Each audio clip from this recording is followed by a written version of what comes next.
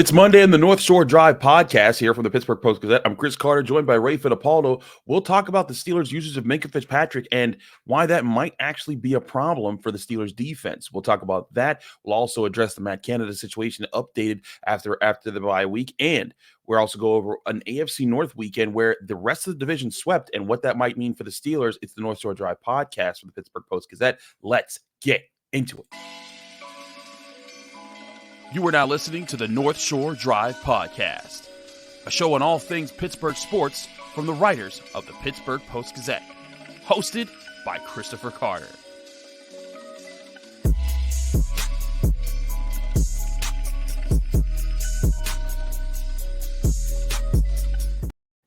Hello and welcome to the North Shore Drive podcast from the Pittsburgh Post-Gazette. I'm your host, Chris Carter. As always, we bring to you our episodes on Mondays, Wednesdays, and Fridays, getting you ready for your week, all week long, getting you all our Pittsburgh sports content. You can get daily content here on your favorite podcasting app and on this YouTube channel from Post-Gazette Sports, from all of our content. But again, Monday, Wednesday, Fridays, the North Shore Drive podcast. As I said before, we're joined by Ray Fittipaldo. We'll get to talk a lot of Steelers today, but first, we got to remind you this show is brought to you by Mike's Beer Bar, the best bar in all of Pittsburgh. You go to Mike's Beer Bar on the North Shore. They're right across the street from PNC Park on Federal Street. You can use one of their 20 televisions to watch any sporting event, whether it's NFL, college football, basketball, hockey, soccer. They have all the events there, and you can even reserve tables with a TV dedicated to your game. They also have over 500 different available beers, 300 of those beers being local, and 80 of those local beers being available on tap. Let's get into a few Steelers points here, though. Ray, you wrote in a story that came out going into this week about Minkah Fitzpatrick, and you said free Minkah, and you talked about his usage and how the Steelers are using him. He hasn't had an interception yet this year, and that's such a huge part of what the Steelers defense has been when it's been in its best, is his ability to make interceptions, to create turnovers, to get the Steelers the ball back. What do the Steelers do? What are the Steelers doing with Minkah Fitzpatrick that's kind of maybe holding him back from doing that this year? Well, they're moving him around the secondary. He's been in the slot a bunch more this year than in previous years, and he's just had to provide more run support than what they would like. I mean, I think it's reminiscent of the 2021 season when the Steelers were really bad against the run. He's forced to come up into the box and he's forced to make tackles. And they're not really in those ideal downs and distances where he can sit back there and play center field and do the things that he does best. So until the Steelers start stopping the run, I don't know that it's going to change all that much. But, there is one thing that can change it, Chris. I think if Joey Porter Jr. does get more of a role on the outside, that would free up Patrick Peterson to go inside. And I think they would have some better matchups. And then Minkah, could move back to, his best role. But I just don't see how it's going to change until that run defense changes. Last year, Minkah Fitzpatrick played about 64% of his snaps at free safety, about 11% of his snaps in the slot. But last year, he totaled over all 18 or 17 games, 112 snaps at slot corner. This year, he already has 101 snaps. Right now, he's sitting at about 42% of his snaps at free safety, about a third of his snaps at slot corner. And that is such a stark difference. And it makes you wonder, like, man, the Steelers really have a problem here. And it's a thing that I've been bringing up on this show, on other shows. I've been bringing this up consistently on Twitter. I think it's a mistake of the Steelers to have to force Minkah Fitzpatrick out of the role where he's elite. And listen, he's good at slot corner. Like, he's helping them there. He's bringing run support. He's doing those things there. But he's at his best. He's at his most useful when he's just being that center fielder that, like you talked about, he's making plays on the ball. He's reading quarterback's eyes and he's directing the whole defense. When he has to go up in the trenches and help there, that takes away from his ability to be that big playmaker. And that takes away a big playmaking ability of the defense, which this defense is built around getting turnovers. And it makes you wonder, what else can they do to maybe put a role there? Maybe Joey Porter Jr. being outside and Patrick Peterson could be an answer there. But, I think this also comes down to Shannon Sullivan, who hasn't really helped at slot corner. I mean, twice he got beat by Nelson Aguilar in the Steelers' last game against the Ravens. One time it led to a catch. Another time it led to a drop pass that could have been a touchdown. I think the Steelers need to explore any options they can get to get better cornerback play in the slot. Could that be Desmond King? Could that be Patrick Peterson? Could that be Elijah Riley? I don't know. But Ray, I think that's a big part of the problem here, is that they're having Minkah Fitzpatrick come up and help in places that he used to never have to help in. Yeah, and listen, Chris, that's what the bye week is for. They're going to sit down, they're going to look at what they did over the first 5 games, and they're going to make adjustments. So maybe this is the time that Desmond King gets more of a role. He's kind of been a guy who's just dressed for special teams, since they picked him up just before week 1. So, we'll see if that is a potential change this week. Before Sunday's games, they were tied for second in the league with 11 turnovers, but only 5 of those were interceptions. And you just wonder, 6 fumble recoveries, the ball has to bounce your way an awful lot to get those types of turnovers. So, is that sustainable? Can you continue to lead the league when your best playmaker isn't involved in creating those turnovers and when your run defense is that bad? I don't think so, but they've actually done a really good job of creating turnovers under less than ideal circumstances. Would you say part of the problem here involves the Steelers maybe not having a Terrell Edmonds, a guy that they can rely on at strong safety here as much as they have with Keanu Neal and DeMonte KZ? Because last year, Edmonds took up about 20% of his snaps, was also at slot corner, where he could help against the run and he could fit in there. And listen, Edmonds wasn't a turnover creator. That was maybe his biggest critique from the Steelers, was that he didn't do those things, but he at least helped you against the run. He was often in position to at least, take up space and guard guys against the pass underneath.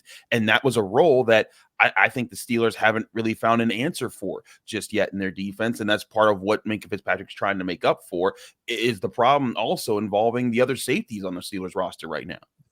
Yeah, DeMonte KZ is not that type of safety. He's smaller in stature. He's actually a guy throughout the course of his career who's created a lot of turnovers. So he's probably more adept at playing free than he is strong safety. And then you have Neal, who's probably playing about half the snaps. I think he and KZ are fairly even in their snap distribution. Now, he is a bigger guy, but for whatever reason, they haven't felt comfortable, replacing, switching roles with Minkah when they're in there all the time. So, Grady Brown talked about it last week. He didn't seem to think this was all, as a result of the poor run defense. He kind of made mention of the moving parts in the secondary there.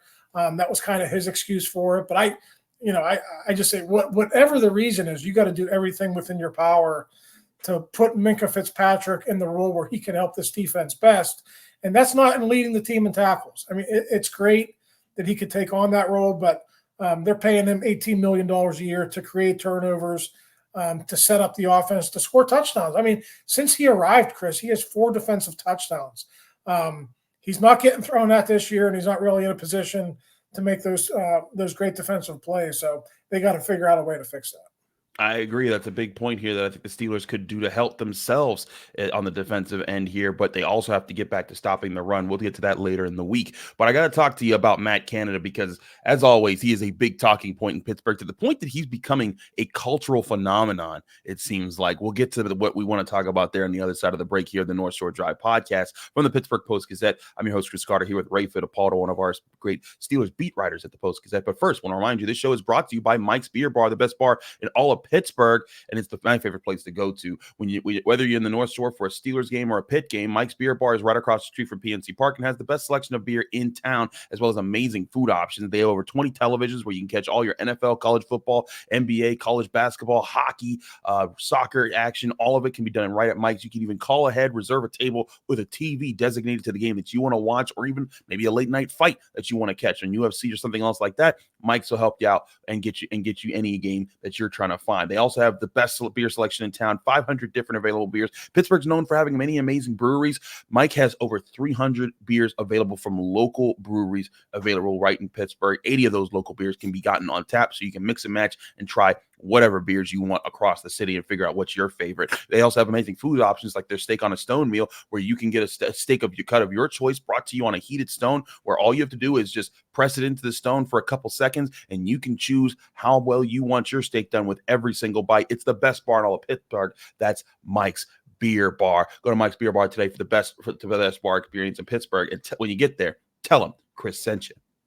We're also brought to you by the Great Yinzer Tailgate. which is bringing the best of the Berg to South Point on November 4th, showcasing Pittsburgh's rich culture, iconic sports history, and vibrant community spirit. The Great Yinzer Tailgate will immerse you in the unique blend of traditions that make Pittsburgh legendary. Visit www.thegreatyinzertailgate.com for details. See Yins there.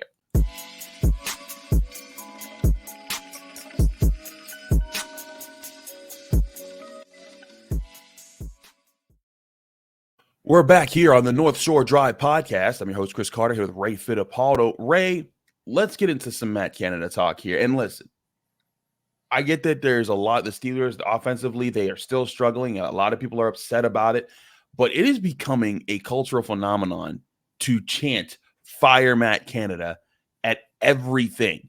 I'm starting to think it's going to be done at the Pledge of Allegiance at elementary schools now in Pittsburgh, because you've seen it at the last 2 home games the Steelers have had. They've chanted "Fire Matt Canada." Crazy enough, they've won both of those games. Then at all 3 of the Penguins' first games in the regular season, you saw at the season opener that they chanted "Fire Matt Canada" going into the 3rd period. After the DC game, there was videos of the Penguins fans. They met up on the steps that they always do after the Penguins play the Capitals, and they were chanting "Fire Matt Canada" there. Then again, on the last game that they played, there was another "Fire Matt Canada" chant, and now it's becoming like a meme. So I feel like it's taking on a life of its own to chant "Fire this offensive coordinator." And listen, Ray, you and I have talked about Matt Canada, his shortcomings, what may be his fault, what may not be his fault all year long. But this feels like this has become so much bigger than just play calls or what's actually the problem with the Steelers offense at this point.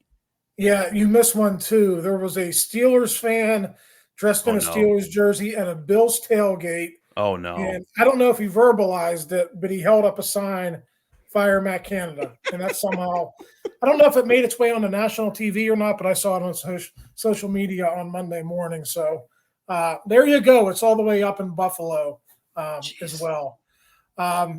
Listen, I mean, Chris, I don't get it. I think it's probably a relatively small segment of the Steelers fan base that does this. Here's my point about this. When the decision was made to bring back Matt Canada in January, the Steelers actually took the unusual steps to announce that via a press release that he was coming back.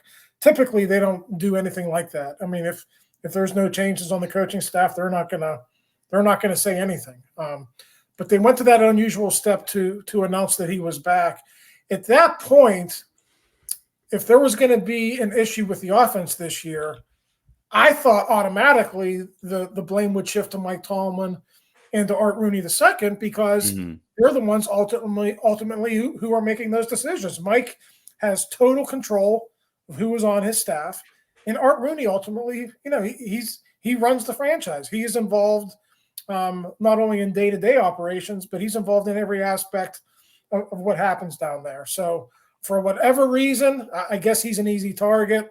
I don't know, but the fans continue to take it out on Matt Canada. To me, I think the blame should go on Mike Tomlin just as much. He's the one who brought him back. He's watched the same product now for 2.5 years. Why isn't there any blame going on Mike Tomlin? I mean, I think this is also kind of an indictment of Mike Tomlin. It's like, a lot of people are saying if things don't change, those chants could become "Fire Tomlin" chants. And I think Mike Tomlin, he faces heat every single year. There's always the question, why isn't Mike Tomlin on the chopping block every single year? Even when they did make the playoffs in the AFC Championship games, there were questions about that.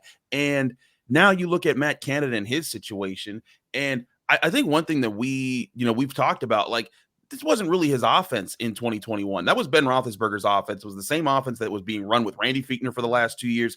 Very, very similar calls, very similar situations. Matt Canada was just kind of a placeholder for that. Last year, rookie quarterback, makeshift offensive line, less so like, I'm not sure too many. I'm not sure if Matt LaFleur or Kyle Shanahan, who also didn't look too good on Sunday. I'm not sure if any offensive coordinator does a great thing, and Kyle Shanahan's a head coach now, but still, talking about play callers. I think the play calling aspect of football has become such an overrated talking point in all of sports. People, this is a great play call. Someone brought up just last week, I think it was the Lions and the Niners. In fact, there was a reverse pass to the tight end on a wheel route down the sideline, and they were the exact same plays. They worked for big plays, big gains by both the Lions and the Niners, two offenses that are humming right now. And people are like, wow, that's an amazing play call. And then a Steelers fan was like, wow, Matt Canada would never call that. And then the person who stitched it together said, actually, Matt Canada was the first person who called this play.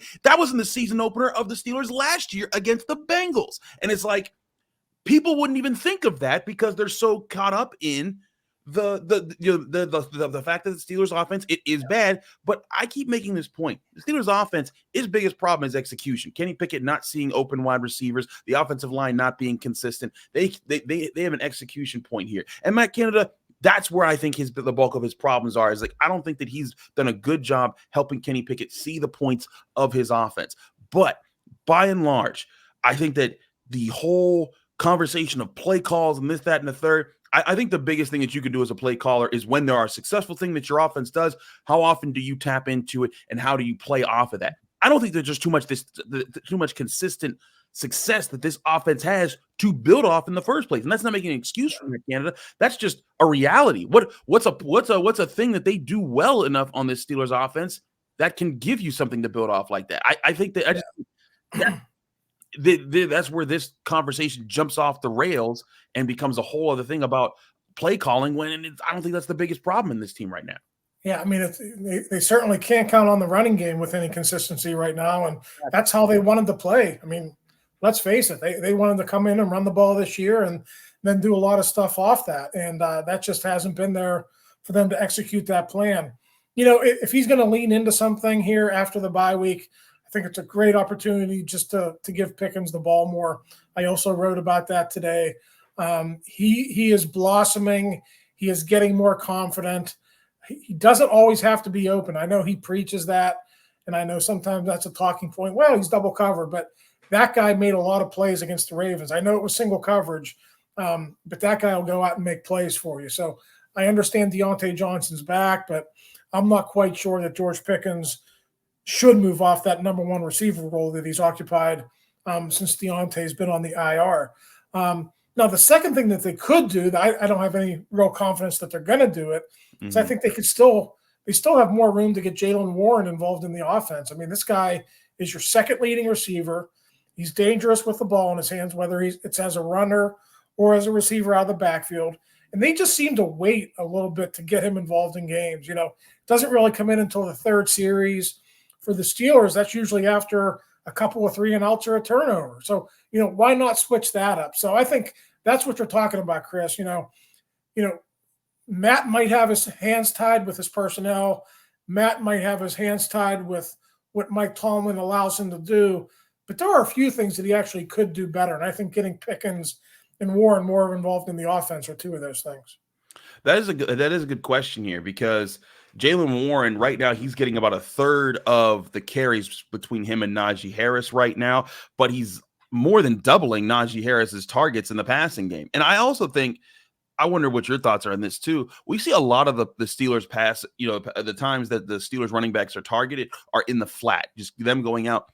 I think one of the things that could get this offense back to humming is having those running backs just throw them the ball in the middle part of the field. You know, have them do a short hitch like right in front of the line of scrimmage. And if it's covered, it's great. But then you're holding a linebacker or somebody at that level of the line of scrimmage. And then you can maybe create some space for a tight end or someone else over the top. And I think that's where you can say, okay, maybe Matt Canada can work those wrinkles into the offense. But back in 2014, when the Steelers offense was looking for any answers to kind of build on itself, when the killer bees were still being formed, one of the things that unlocked that offense was Le'Veon Bell not even running a great route, just stop, turn, and right in front of the line of scrimmage. Ben Roethlisberger would get in the ball, and that would get him 8-10 yards sometimes. And I think that for both Harris and Warren, that's something both of them can do. And if defenses don't pay attention to it, it's easy yards. If they focus on it, that's going to open up the deeper parts of the field. I just think that that's another way to do it. And I think again, to the point that you were making about the Steelers offense and the run offense not being there, and you made this point in your article that came out today as well. You talked about forgetting finesse and needing to get back to being a physical team. I do think, and this is my biggest, if there's one big critique I have on Matt Canada's play calling, it's that I think that they need to not fully abandon, but lean away from zone runs. I think they need to get back to just power runs, saying, hey, Mason Cole, he's struggling to win one-on-one and to create space. Have him run power run blocking run schemes, double team up with either James Daniels if he's back healthy or Nate Herbig on that side, or with Isaac Seumalo. But let this offensive line run off the ball. Let them get into their steps. Don't let them have to try to zone block at the line of scrimmage. That's not their specialty right now. They need to be playing downhill, creating space, winning space at the line of scrimmage so that Najee Harris and Jaylen Warren can pick up steam, get yards, and then the first defender they're coming into contact with is 2-3 yards beyond the line of scrimmage instead of behind the line of scrimmage, which that has happened a lot lately. That, I think, is like a real criticism of Matt Canada, but that's not the overwhelming problem for the Steelers offense right now. They still need better decision-making from Kenny Pickett. They still need better blocking overall from the offensive line, and they need this group to find chemistry somewhere. There's still not one play call other than the deep post pattern to either Pickens or Austin that I've seen be a consistent threat for the Steelers to make big plays or take over a game. Yeah, you need one thing we haven't touched on yet, man. I don't know if it's going to come to fruition this week because Pat Freiermuth may or may not play, but Chris, he's got 53 yards in 4 games. You talk about the middle of the field. That's where Pat Freiermuth can help you out best. And if he's more involved in the offense, then I think everyone else can be a little bit better too. That would open up Deontay Johnson upon his return. That would help out George Pickens. That would help out even a guy like Allen Robinson, who at this point in his career is very limited in what he can do. And also, I understand that Calvin Austin was pressed into duty in certain positions within that offense because of Johnson's injury, but he's not a good route runner, not at this stage of his career. You got to get him closer to the line of scrimmage, work some wide receiver screens with him, do what you do with him with Jaylen Warren, get him the ball quick, let him make plays. He is not, at this point, a good down the field route runner, and I just think he's miscast in that role. I agree that they could use that better. We'll talk about the AFC North that had a big weekend, sweeping the NFL and going 3-0 while the Steelers were on a bye. What that does for the Steelers after this break here. But first, want to talk to you guys about our other great sponsors, Savinas, Kane, and Gallucci. They're mesothelioma and asbestos lawyers with over 85 years of experience. Call them now for a free consultation. That's Savinas, Kane, and Gallucci. We're also brought to you by GameTime.co, where buying tickets for your favorite events shouldn't be stressful because Game Time is the fast and easy way to buy tickets for all the sports, music, comedy, and theater events near you. If you ever wanted to buy tickets for an event, but you weren't comfortable with how much you were paying because you didn't know how it would look from the seats that you're about to buy, well, guess what? Game Time's app that you can download right to your phone allows you to see the view from those seats so that you know you're getting the exact right seats that you want, even if you're buying these tickets up to the last minute, even if you're buying these tickets up to an hour after the event has started because you're running late. That's never an issue on Game Time. And again, Game Time is an app you download right to your phone. It lets you book those tickets with just 2 taps on the phone. And when you're booking those tickets, there's no hidden fees. They're going to show you all the prices up front so that you're not tapping one button and saying, okay, this is an X amount of dollars, and then there's extra money piled on top of that. And you're like, where'd that come from? Game Time wants to be upfront and make sure that you get the right prices, the right times, and they have a best price guarantee that can't be beat. If you go to Game Time right now and you get tickets, if you find tickets to the same event at the same section and same row for less somewhere else, Game Time will credit you 110% of the difference. Snag the tickets without the stress with Game Time. Download the Game Time app, create an account, and use code PITTPIT for $20 off your first purchase, or go to their website, GameTime.co. Terms and conditions apply. Create an account and redeem code PITTPIT for $20 off. Download Game Time today. Last minute tickets, lowest price guaranteed.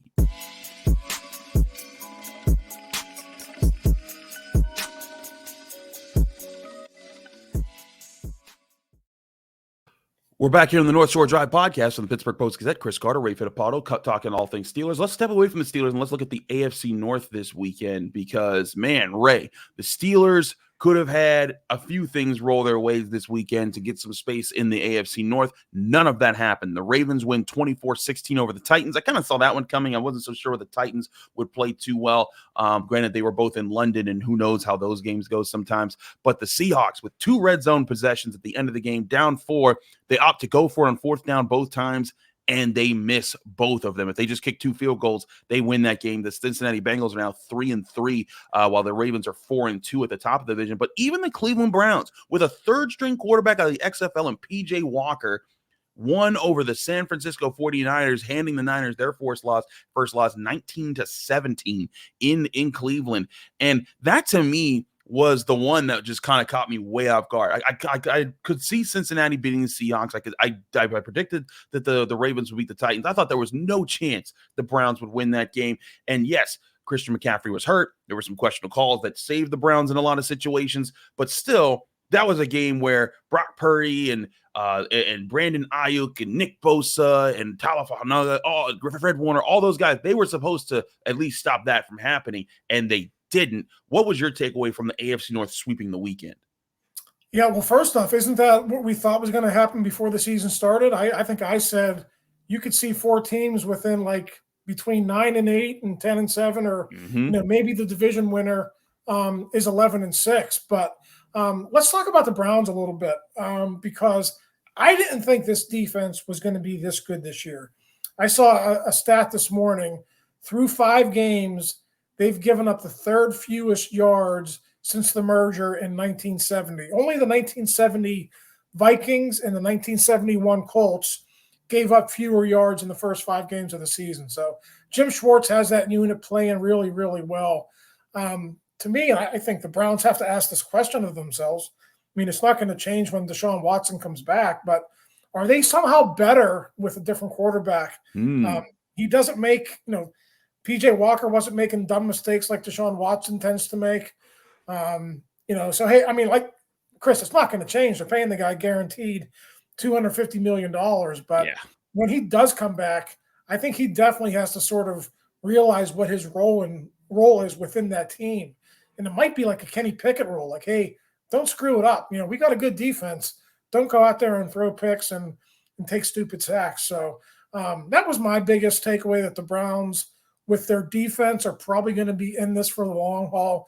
And they were the one team I was sort of unsure about. You kind of knew the Bengals were going to come around. I think we all kind of knew the Steelers would hang around too. But I always have questions about the Browns. But now with their defense playing the way it is, I think they're going to be in it for the long haul too. I do think that there's a really good chance the Browns stick around. I just wonder, like you said, when Deshaun Watson comes back. I mean, the Steelers. You go back to that game the Steelers won. They got 14 points off of Deshaun Watson, and they also forced another fumble against him. PJ Walker, yes, he threw two interceptions. I'm not so sure that they'll get that kind of defensive showing every game. They got 28 points to Lamar Jackson just the game before this game against the Niners. But I do think the Browns look a little bit better. I also think the Bengals, have taken a step up. But what's crazy was I didn't think the offense was what won them the game. The defense, their pass rush was serious against the Seahawks. I thought that was a big step up from them. But like you said, this AFC North division, it's going to be competitive down to the wire. It's another reason why the Steelers, they need to keep stacking wins and keep up pace with the rest of the division. Yeah, and it's kind of a shame that the Steelers didn't get the Bengals early in the season when that calf really was an issue for Joe Burrow. It doesn't seem like it's as much of an issue now. I know they're still kind of struggling on offense, but Joe Burrow looks much better. And I think if you look at what's happened the past 2 years, the way they've performed in the second halves of seasons, I think the Bengals are still, even though they're 3-3 and in the last place right now, I still think they're the team to beat in the AFC North. It's going to be a tight race in the AFC North. We'll keep you up to date with all things Steelers here on the Pittsburgh Post-Gazette. He's Ray Fittipaldo. I'm Chris Carter. Thanks for tuning into the North Shore Drive podcast. We'll see you Wednesday with our next episode, keeping you up to date and seeing what Tomlin says on Tuesday as the Steelers get ready to take on the Los Angeles Rams. Keep up with us here on the North Shore Drive podcast. Thank you for tuning in to another episode of the North Shore Drive podcast from the Pittsburgh Post-Gazette. If you watch this video on YouTube, please like the video and subscribe to our channel. For 3 months of digital access to post-gazette.com at 99 cents, click the link below in the description.